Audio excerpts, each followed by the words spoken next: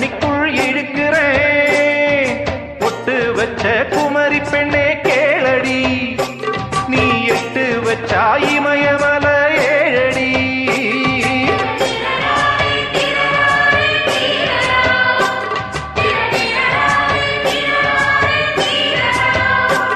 ஏய் அழற பொண்ணே கொஞ்சம் சிரிச்சு போடு, அந்த சிரிப்புக்குள்ள துன்பம் எரிச்சு போடு.